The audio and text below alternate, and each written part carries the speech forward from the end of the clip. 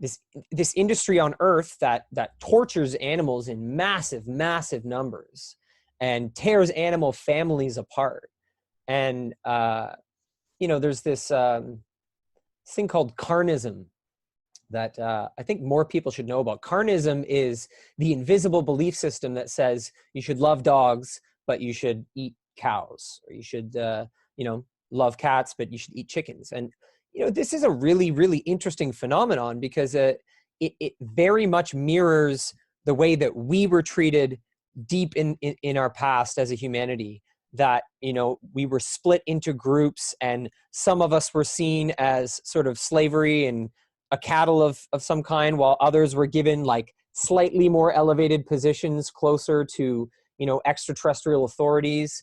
And so I see a lot of mirrors there, and I often see the community very triggered by ideas of veganism and plant-based eating, and that's a very challenging topic, I recognize. But I think if we look at it from a collective and archetypal perspective, there's something very rich there in terms of waves of sacrifice going on this planet. Like, I think the animal issue is very important, because we live on a planet where billions of animals are like daily harmed and then put to death, and harmed and put to death. And what does that mean for the vibration of this earth?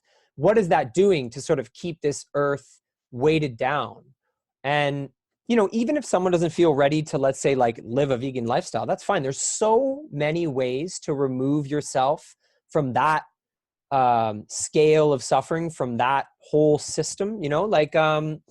There's clothing, and there's makeup, and there's all sorts of things that we can research and remove our participation from. And I think that's another area where we could step forward more as a community and look into why it's so triggering to deal with changing what we eat and how we live in that way. Yeah, it's like the era. I mean, it's like the time of being triggered. I mean, the wounds of people are all coming to the surface, and it's good, because I mean, we need to transform. That's a tough topic. I think, if we live in smaller, like we can each, have land and live closer to the land and work directly with, animals and plants, and have our own divine relationship. That would be helpful for, because I know not everybody would, want to go off meat, and they've tried it and it didn't work for them. So, but yeah, the innocence thing that you're talking about is huge.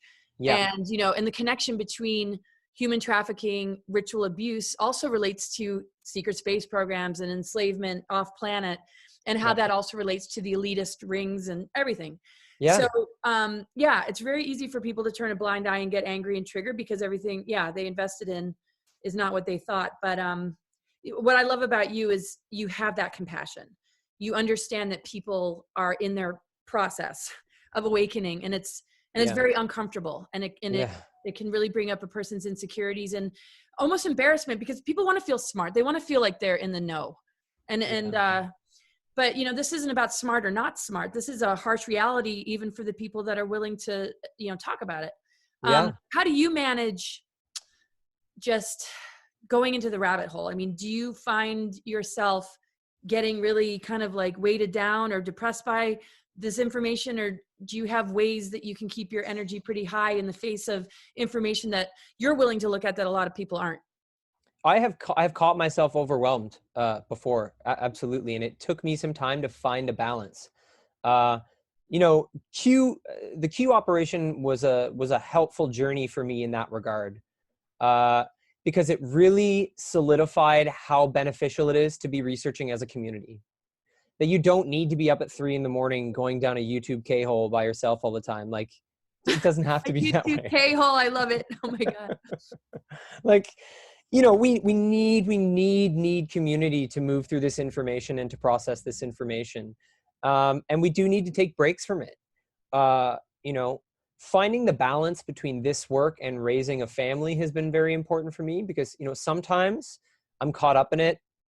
I'm producing content, or I'm just personally researching, and I have to I have to refine my will to fully put that aside and just like be with my kids. And not like be with my kids while my mind is sort of wandering about that crazy, crazy thing I just read, but like actually be with my kids. And that really gets down to like basic mindfulness. And one of the deepest forms of sort of abuse and brainwashing that has happened on this planet is that we have lost the ability to choose where our awareness is from moment to moment. And that should be our choice. The wandering mind is a very, very subversive and sort of dangerous thing that has been installed in us. And I think that's why meditation and mindfulness they're a warfare tactic on this planet. You know, to achieve the ability to practice one-pointedness, to rest your attention on something and to make the placement of your attention fully your choice, like that's where the expression of free will begins to me. Can you rest your attention on what you want for as long as you want? And if you can't, why? What happened? Oh, yeah. Right? Yeah, when we think of all the energy leaks, you know, and I mean, because we're dealing with harvesting, we're dealing with a parasitic vampiric system that really wants to distract us and yank our life force. So absolutely, if we could just wake up every morning and remember that, and be very just in the moment to moment, that's really where the healing happens. It's a moment to moment thing. It's always available if we can be mindful in the moment. And that's, you know, why I highly recommend that people check out your TV series with Edge of Wonder and everything that you do, because, you know, not only is it an amazing education, it really comes back down to how we work our energy in the world, and you know, our ability to get back to our divine center instead of all this externalization that we get lost in, which also creates a lot of argument amongst people. And it's funny, the ones that or fight against those that they don't agree with versus, you know, people that are comfortable in their own truth and they don't need to slam or insult somebody who thinks differently. I notice the difference. I feel a lot better about people and what they share when they're not destroying others or blocking them for thinking differently, versus if you say something and they're just like, they're going to dismiss you forever for it. I mean, I mean, I see people still supporting Hillary Clinton, but I'm not going to make them my enemy because I don't agree. But if I say anything that they might not agree with, it's like, okay, that person's gone from my life. You know what I mean? Like, yes. Well, there's very violent forms of communication, and I'm a huge advocate for non-violent communication techniques. And that's another thing that people can train in and study in. You can study you can get courses in nonviolent communication, and it's really, really beautiful. And it really comes back to becoming an empath, right? Refining your capacity to be an empath, and learning how to feel into the other person and let that be the basis of your communication, to fundamentally sense where that person is at in their feeling state and start from there instead of being focused on their beliefs or their behaviors. And, you know, this idea of behaviorism, of shaming people for improper behavior or for wrong beliefs, you know, that's another sort of deep form of mind control that's been installed on this planet. As a parent, I really learned a lot about that very early on, that there's a lot of pressure to parent with the idea of rewards and punishments. And that sort of dichotomy is like a big, big trap for people. And that gets embedded in people's consciousness that, you know, if someone presents themselves in as a participant in a belief system that aligns with you, then you reward them with your praise. And then if they don't, you punish them. And people need to find that dichotomy in themselves, and they need to uninstall that program pretty actively. Yeah, definitely. I mean, we need harmony amongst each other and I mean, we're all heading towards the same goal, and however we, you know, need to get there or experience along the way, we need to, you know, create room for and love and compassion. It's really important. And it's amazing how much there still needs to be community healing on that. Yeah. Like you said, you know, this community being targeted in waves of these psyops. But yeah, I mean, if we can face the wounds, we can heal the wounds. If we deny them, you know, it's just going to harm our health. Yeah. And, you know, being authentic is painful. And I think when you have a certain level of acceptance with that you're on a planet where being authentic is just going to be painful and uncomfortable. If you can get to a place where you sort of just soften into that, you can progress like a lot more quickly. Yes. I love that you work real close with kids, Rainbow Kids Yoga, certified in the art of creating children's meditations. I mean, and then you have this theater background. So, I mean, that's so great, because the theater thing, I Yeah, that mean, was huge for me. it seems like you have not lost your connection with your inner child, but you know how to create structure and be a guide and be in an authority position. Yeah. And working with the youth is so huge. Is that something you do kind of like in your everyday kind of life at home? Well, I mean, it has become that all that sort of training has manifested in two ways. A lot of it obviously goes into being with my children. You know, I have two sons. I have a 5-year-old and a 1-year-old, and so that training was really preparation for that. But what I noticed in that training was that it was actually more preparing me to address people's innocence. So it's actually helped me in working with adults more than children, because learning to create content that speaks directly to someone's innocence and that recognizes someone's innocence inherently, there's an immediate impact that can occur there.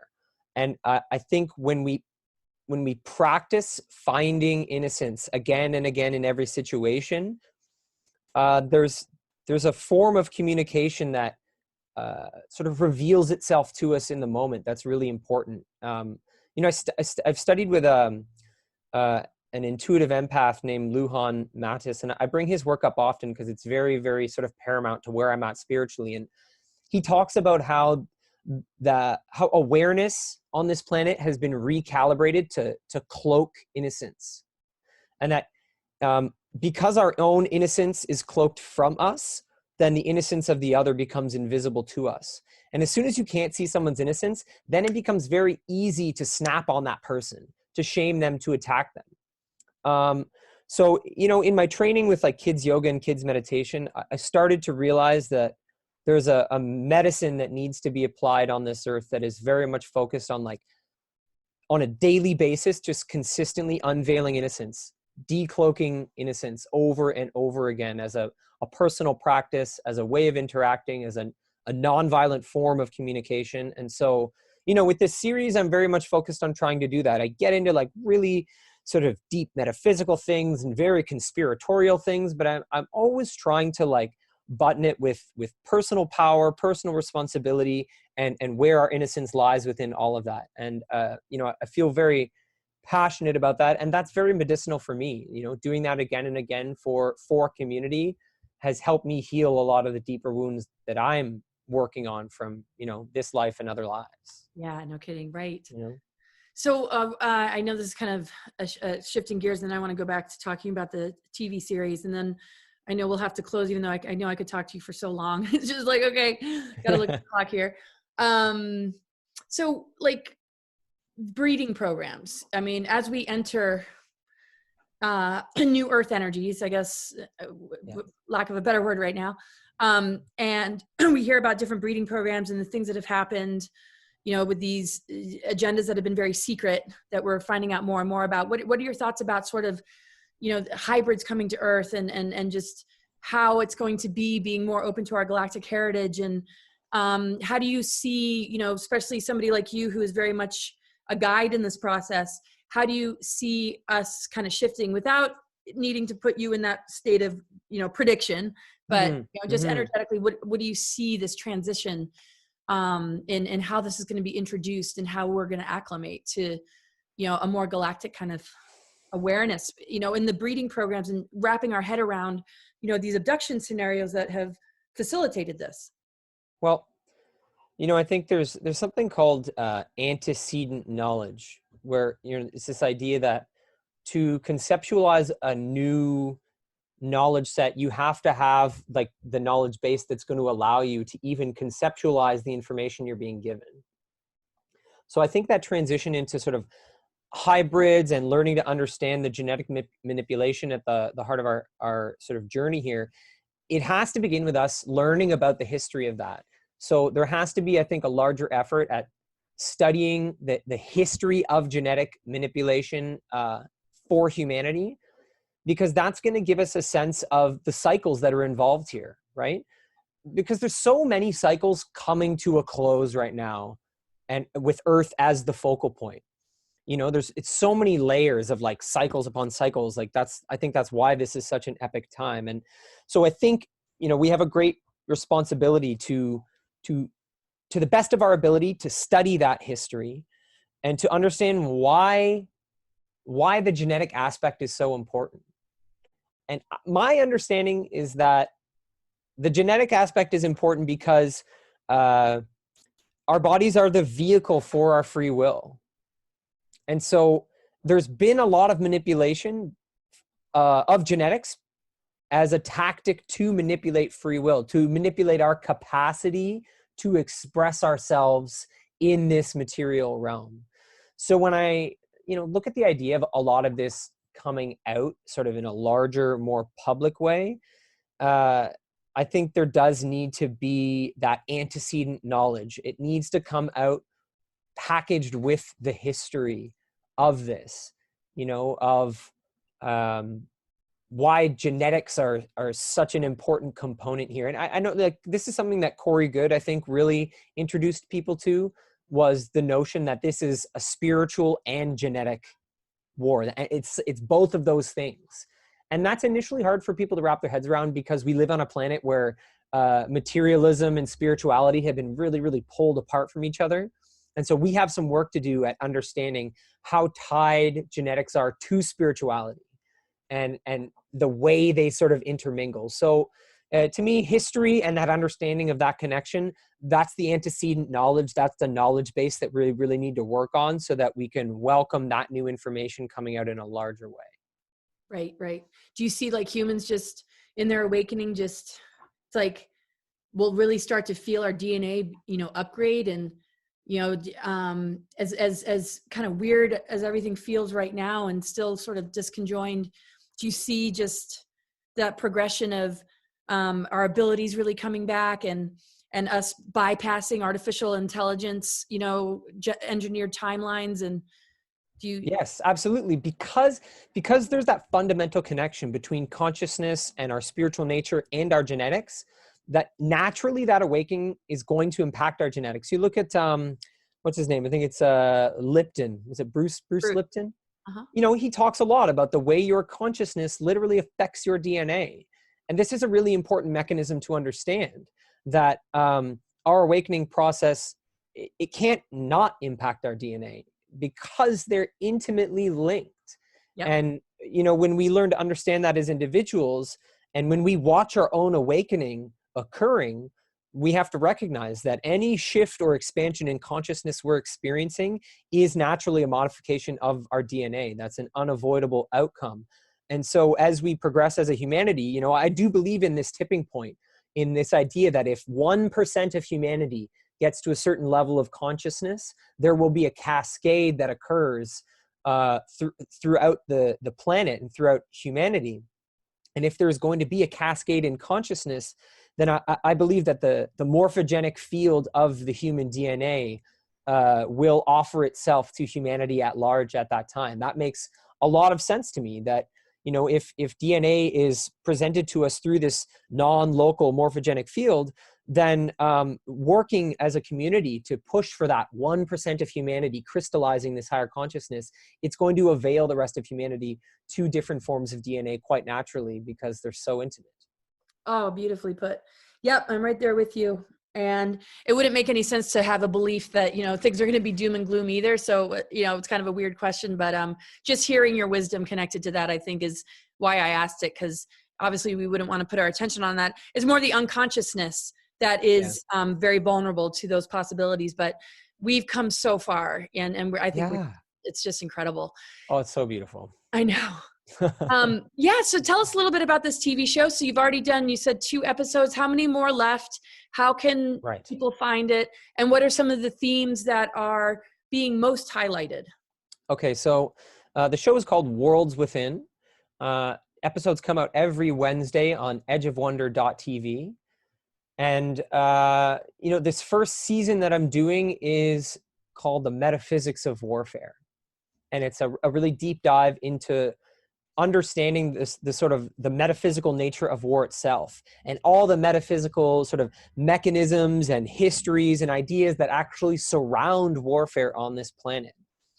So the first episode, I get into the wisdom of war and just sort of start to create some fundamental definitions that support us in what I'm going to be talking about throughout the series. And the episode that came out last week was called Occulted Warfare. And I really got into the Toronto Protocols, which is a document that came out in 1995 that outlined deep state plans for the New World Order. And, I really am working to connect things like that, the actual documents that people are finding and researching, to your everyday life and your personal spiritual battles, and how informing ourselves, about this wild conspiracy theory material actually is very empowering if we bring it into our lives in a certain way, if we hold that knowledge very lightly. So this is going to be a 7-part series where I'm going to go through the arc of all these different forms of warfare that exist on this planet. From biological warfare to psychological warfare to temporal wars, and why it's important for us to understand these things in terms of our everyday capacity to be of service. Because I really feel they're deeply connected, but I feel that sometimes in this community and just in people that are welcomed into this community, there's a tendency to sort of get lost in the awe of this material and just the sort of like empty chase of new information. And, that's a trap that I noticed early on in my process, created a lot of anxiety. The desire to get the next best bit of information is, it's kind of an endless sort of stressful way to live.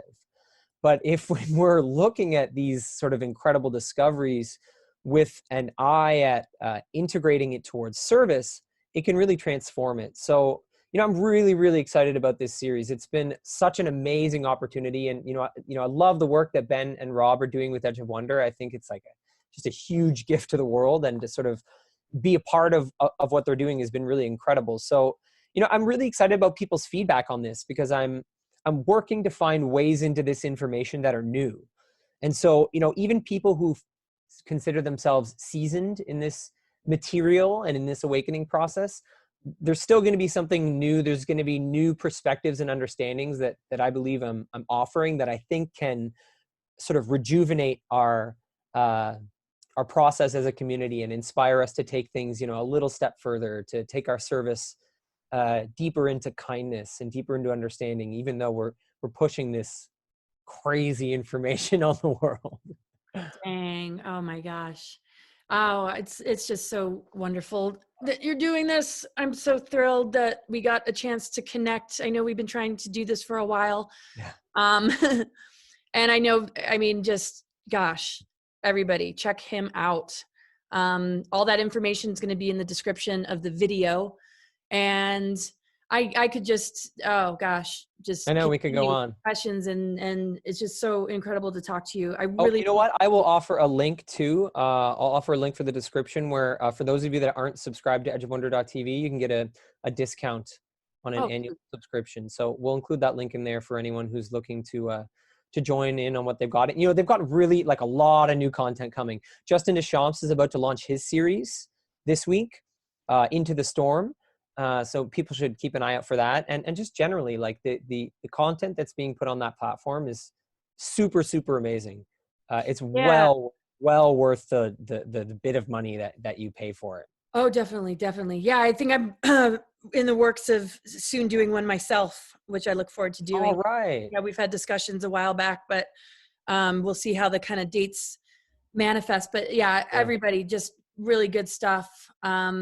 All that info, like I said, will be in the description. Anything else about websites or anything you want to share? You can follow me on Facebook, Simon Essler 1111. I'm also on Instagram and YouTube. I recently posted my talk from Dimensions of Disclosure, which is on metaphysical activism. And it really gets into the particular skill set that extraterrestrials have had to develop to infiltrate this planet in the way that they have. So their capacity to perceive timelines, their ability to perceive subtle layers of our existence, so subtle layers of the human body and the human mind, and why it's important that we as a community sort of step into those subtle realms and those subtle sets of information, and that's a step forward that I'm offering the community as a teaching. So you can check out my Dimensions of Disclosure talk on my YouTube channel. And yeah, please, any feedback people want to give me for content, for things like that, send it my way. I'm happy to do more. Wonderful. Well, thank you so much for joining me today, Simon. And I look forward to just keeping up with you, and really grateful for our connection. And yeah, everybody check it out. It's really, really good stuff. Take Thank care, you. everybody. Thanks for joining us. Bye. Bye.